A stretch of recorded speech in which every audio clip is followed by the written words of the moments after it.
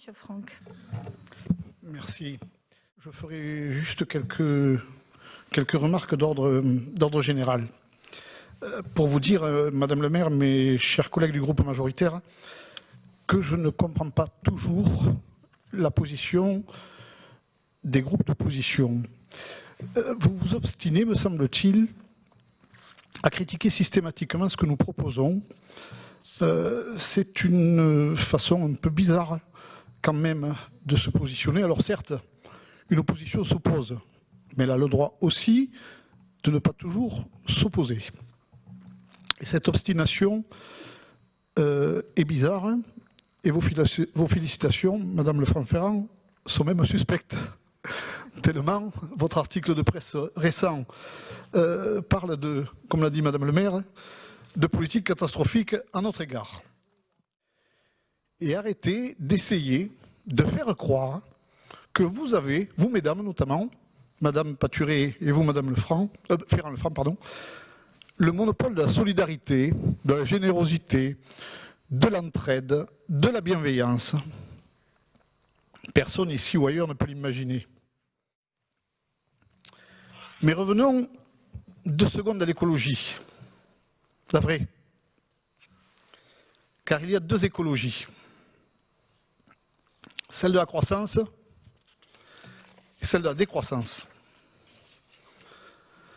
Bien évidemment, nous sommes autour de cette table nombreux à vouloir aller plus loin en faveur du respect de l'environnement, dans une démarche pragmatique et non dans une approche rigoriste et normative.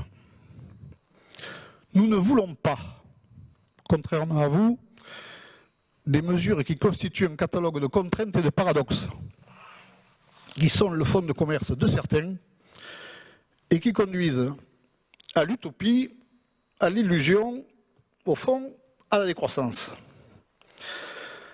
Vous êtes trop souvent le camp qui oppose l'arbre et l'homme. Vous êtes trop souvent le camp qui oppose l'écologie à l'économie. Est-ce qu'il y a des questions? Madame Ferrand-Lefranc, vous avez la parole. Monsieur Pranière aussi? Alors, ce ne sont pas des questions, c'est un débat, donc je continue sur le débat.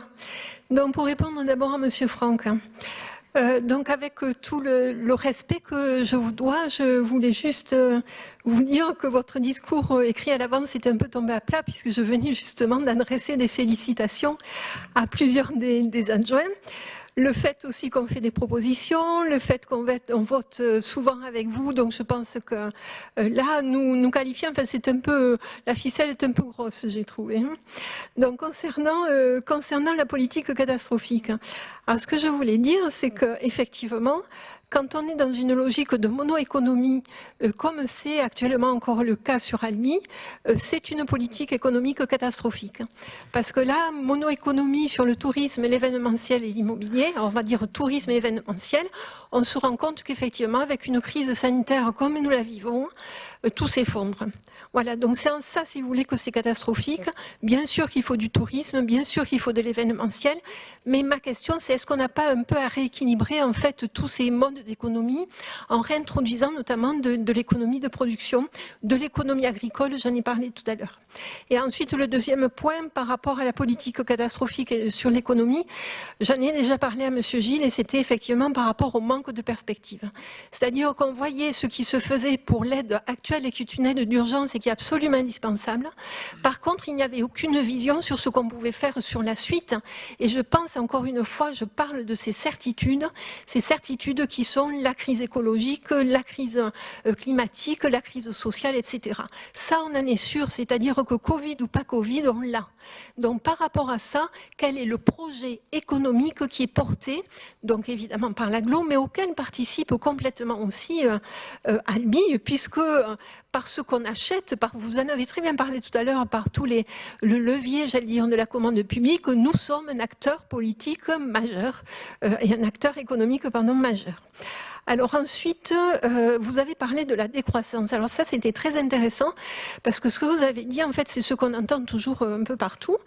Alors oui, en tout cas, je veux dire pour moi, je suis personnellement favorable à la décroissance de la consommation d'énergie, à la décroissance de la production de déchets, à la décroissance des gaz à effet de serre, à la décroissance de la pollution, à la décroissance de l'indifférence. Là, je suis à la décroissance de la pauvreté.